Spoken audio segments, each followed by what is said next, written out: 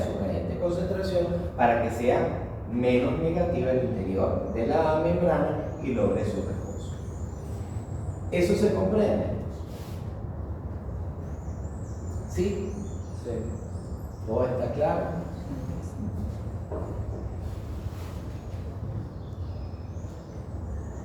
Cuando estudiamos el potencial de acción y lo graficamos, entonces podemos ver esta fase en donde tenemos, ¿verdad?, una membrana en reposo por esta gráfica que no recuerdo qué tejido es, creo que es muscular, un músculo o el cardíaco. Estamos en un potencial de membrana en reposo, ¿correcto? Ocurre un estímulo, ¿verdad?, y comienzan a abrirse los canales de sodio. Ahora, esos canales de sodio, esa entrada de sodio al interior de la célula, tiene que generar un voltaje específico para que pueda desencadenarse un potencial de acción. Porque si entra sodio, pero no llega a ese voltaje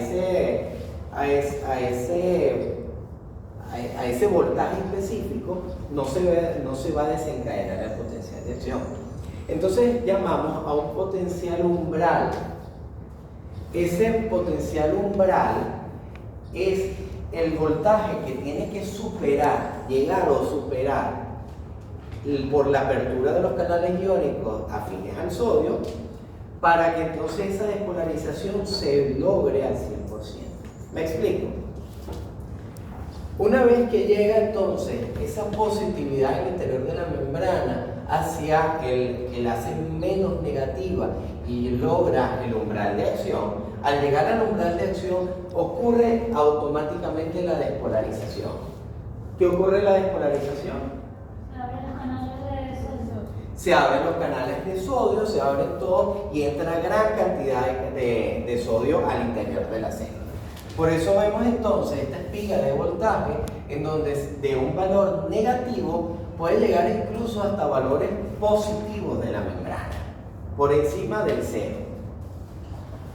Cuando llegamos entonces al punto máximo de la espiga, ¿qué ocurre? Se cierran los canales de sodio, se abren los canales de potasio, ¿verdad? Y al abrirse los canales de potasio, ya que el potasio difunde incluso con más velocidad, es un potencial de difusión mayor que el sodio, sale con bastante celeridad.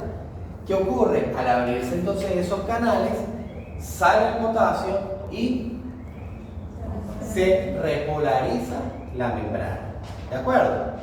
Pero llega un punto de que se repolariza mucho más y el valor es más negativo que el de reposo. Y entramos en el periodo refractario, ¿correcto?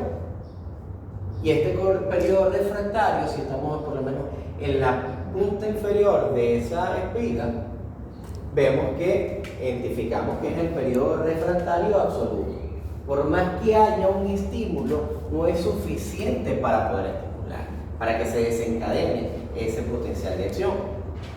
Pero gracias a la bomba sodio-potasio, en donde se ve su acción, ¿qué pasa? Que ya en este punto se cerraron los canales de potasio también. Y comienza a verse la acción de los canales de la bomba sodio-potasio TPasa, y gracias a su acción se vuelve a llegar al reposo. Cuando se hace menos negativo de este punto refractario absoluto, entramos en el periodo refractario relativo, en donde si hay un estímulo que sea mayor al inicial, puede desencadenarse otro potencial de acción. Eso se comprende en todas las fases. Si yo les pongo la gráfica y digo identifique cuáles son las fases del potencial de acción, ya ustedes saben qué ocurre en cada una, ¿correcto?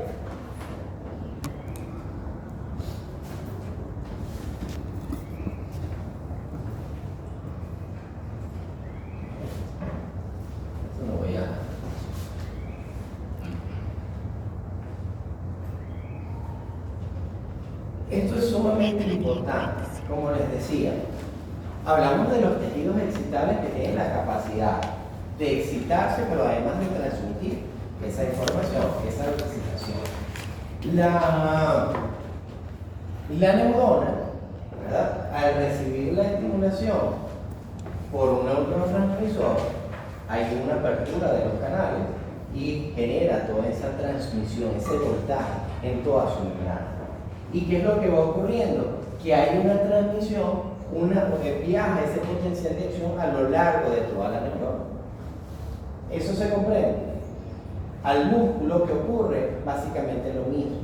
Incluso la unión neuromotora, es decir, la unión entre una terminal nerviosa y el músculo, ocurre una transmisión vía neurotransmisores que se unen a los receptores a nivel muscular, y esto genera la apertura de canales de sodio para que transmita el potencial de acción al músculo, a la fibra muscular, y esta ejerza su función, que ¿cuál va a hacer? Contraerse. ¿De acuerdo? Este potencial de acción siempre va a viajar en un sentido. El potencial de acción no tiene la capacidad, más o menos. El potencial de acción va a ir desde A hasta B. Y esto tiene una razón. Cuando hablamos de potencial de acción, quiere decir, cuando hablamos que se despolariza la membrana, no quiere decir que se despolarizó de un solo golpe toda la membrana. Se despolarizó, imaginemos que esta es la membrana, ¿verdad? Se despolarizó, llega el estímulo y se despolariza aquí. Pero el resto de la membrana no está despolarizada. Es un punto específico de la membrana que está generando ese potencial de acción. Y ese potencial de acción se va a transmitir a lo largo de la membrana. ¿Por qué creen ustedes que el potencial de acción va en un solo sentido de A a B? Cuando yo estimulo un punto cercano a la membrana y se genera ese potencial de acción. ¿Qué se les ocurre a ustedes?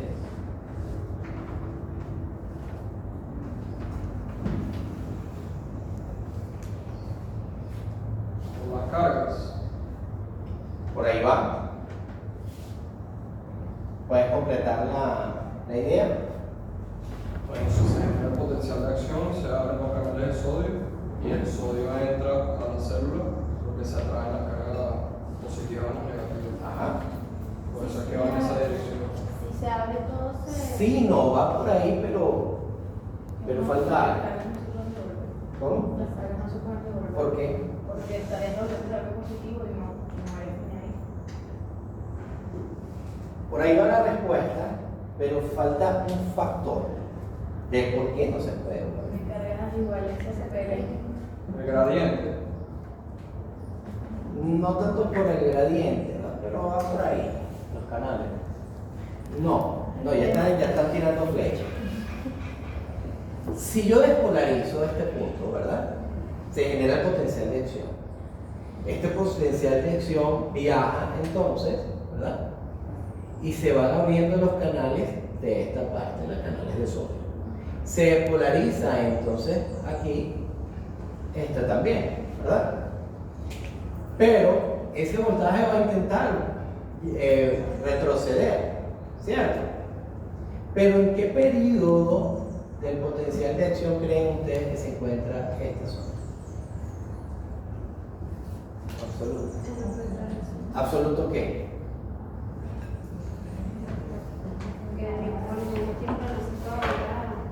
¿Quién me habla? Que usted comentó que ningún estímulo va a poder volver a activar ese potencial. Ajá, por ahí va. El refractario absoluto. No puede estar en refractario, pero en este punto está hiperpolarizada la membrana. Si está hiperpolarizada, por más que, como dice nuestra compañera allá atrás, ven un estímulo, no va a poder. Entonces está un periodo hiperpolarizado que puede estar en ese periodo refractario. ¿Me explico? Entonces, si él intenta venir para acá, no va a haber ninguna acción porque está hiperpolarizado, ¿verdad? y no puedo generar un potencial de acción, por lo que la transmisión va a venir para acá y está en reposo en la membrana, y va a venir hacia acá y va a venir hacia acá, etc. Esa es una conducción saltatoria, ¿no? ¿Cómo? Esa es la conducción saltatoria. Saltatoria, pero eso creo que más a nivel de neurona. Sí, pero no me quiero. El dibujo que estoy haciendo, sí, pero no me estoy. Cuando vemos neurona, vamos a ver eso, que es la conducción, ciertas conducciones eléctricas a nivel de la membrana de la neurona. Profe, está hiperpolarizada porque viene derivada de otro potencial de acción. Porque está terminando un potencial de acción allí. Y al terminar, ese potencial de acción que está terminando hace que ese punto de la membrana esté hiperpolarizado. Y Por lo que necesita un sí, estímulo mayor al original. necesitaría un estímulo mayor que no lo va a dar ese seguimiento del potencial de acción, no lo va a dar. Tiene que ser un estímulo externo que pudiera generar en este punto en donde llegó el estímulo anterior, que sea mayor para entonces sacar del reposo o del periodo refractario absoluto, para que pueda entonces generarse otro potencial de acción. Y va a ocurrir lo mismo, porque al generarse otro potencial de acción, este potencial de acción ya terminó y conduce hacia esta parte de la membrana, y cuando este potencial, porque él no dice, no, yo voy a ir hacia adelante, yo no voy a ir hacia atrás, el potencial de acción va a ir hacia el otro lado, pero cuando retroceda se encuentra que está hiperpolarizado y no ocurre nada, sino que va a ir hacia adelante, en donde está el reposo, y que puede entonces generarse la despolarización y nuevos potenciales de acción. Por eso la transmisión entonces del potencial de acción, la transmisión eléctrica de ese potencial de acción va en un solo sentido hacia adelante, no hay un retroceso. ¿Se comprende eso? ¿Está todo bien? Uno dice, bueno, esto chévere, es importante la generación de energía, los tejidos excitables, pero esto es sumamente importante, porque ¿de qué estamos hablando acá? ¿Qué elementos estamos hablando acá? Estamos hablando de elementos del sodio, estamos hablando del potasio. ¿Y qué son ellos? Son electrolitos, ¿sí o no? Cuando nosotros hablamos, vamos a poner, no hablemos del Gatorade, porque es una bebida hidratante, pero las bebidas hidratantes que tienen, además de agua, tienen electrolitos. ¿Por qué necesitamos los electrolitos? Porque necesitamos que haya sodio, que haya potasio para los potenciales de acción. Porque cuando hablamos de que la persona está deshidratada, no solamente es porque no hay un consumo de agua, sino porque hay un déficit de electrolitos. Y esto puede ser tan severo que disminuciones en los electrolitos pueden causar trastornos a nivel neurológico importantes que, wow, o sea, la persona está, es como, o sea, ¿cómo les explico? O sea, el daño neurológico que puede generar esa deshidratación, porque no hay presencia, porque los electrolitos están muy bajos, hay deficiencia de electrolitos, es una persona como que si no funciona su cerebro, tiene movimientos involuntarios, no tiene una conciencia como tal. ¿Y por qué razón? Porque si no hay electrolitos, los potenciales de acción a nivel de las neuronas no se están dando. Y si no se están dando, no hay comunicación entre las neuronas. Y si no hay comunicación entre las neuronas, esa persona pareciera que su cuerpo es como un vegetal. ¿Se comprende eso? Eso recientemente yo dije que esto de verdad es un ejemplo perfecto para explicar lo importante que es conocer el potencial de acción y por qué necesitamos los electrolitos. Yo tuve un paciente en donde, cuando yo lo fui a ver, por causas a nivel médica que le contraindicaron, incluso la ingesta de líquidos, eso es una locura. Yo creo que se graduaron, no sé dónde, esos médicos. el paciente estaba sumamente deshidratado, tan deshidratado que ni siquiera había producción de lágrimas, ni siquiera de saliva. Y neurológicamente, aun cuando el paciente obviamente cayó en ese estado por una ACV, neurológicamente estaba tan afectado que el señor, o sea, estaba ido completamente. Él lo único que hacía era sonidos de querido porque había dolor, movimientos involuntarios, no estaba consciente como tal esa persona, porque estaba despierto, o sea, neurológicamente estaba desconectado. Cuando el paciente lo empezaron a hidratar, que le comenzaron a colocar electrolitos y endovenosos, el paciente mejoró un punto en donde estaba sentado e interactuando. Fíjense lo importante que es. Entonces, los electrolitos, para poder generar todo el proceso de los potenciales de acción y la señalización, la transmisión de la información entre la neurona, los músculos y entre toda la sangre. Una pregunta, ¿por qué dice que el Gatorade no es una bebida hidratante? Por la relación de glucosa-sodio. Hay más glucosa que sodio, por lo que genera más bien una carga osmótica a nivel intestinal y promueve la deshidratación. Bueno, no se guía, pero puede generar trastornos gastrointestinales por ósmosis y causar diarrea. Y una diarrea que comúnmente dice, ay, pero toma Gatorade porque tienes diarrea, ya a partir de hoy ustedes dicen, no, porque la carga de glucosa es mayor que la del sodio, carga de fuerza osmótica y causa más diarrea. Así a grosso modo, hay más uso de agua. No te comprendo la pregunta. Para procesar la glucosa, hay más uso de agua que de hidratación. Necesitas electrolitos. Bueno, lo que quiero decir es que vamos a buscar otras fuentes, suelos orales, etcétera, que nos restituyan el electrolito que nos vaya a causar más bien un proceso osmótico a nivel intestinal. ¿Pero esa osmosis en qué dirección es? ¿Hacia afuera o hacia adentro? Hacia la luz intestinal. Porque hay mayor carga de soluto. Exacto, porque hay mayor carga de soluto, que mayor osmolaridad que representa la glucosa, y hay un aumento del paso del líquido desde el enterocito hacia la luz intestinal. Y eso es una diarrea osmótica. Si el intestino está secretando líquido, ¿qué va a ocurrir? Va a haber evacuación. ¿Y qué bebida recomienda usted, por ejemplo, para Suero oral. ¿Suero? Oral. Si nos preguntas como a las 8, la cerveza. Es buena para hidratar. No, mentira. Eso es bueno para hidratar cuando ya tienes como 5 y ya no se te olvidó la fisiología. La cerveza deshidrata, después vamos a ver en renal. Los sueros orales es lo que va a ayudar.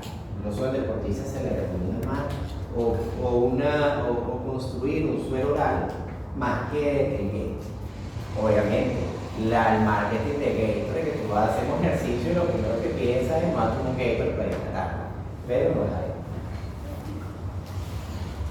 ¿Otra pregunta, duda? ¿Puedes explicar lo de los estabilizadores y la anestesia que más duda sobre la interpretación?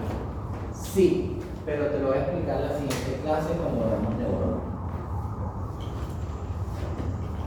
Porque aquí no estamos tomando en cuenta otros componentes como el cloro.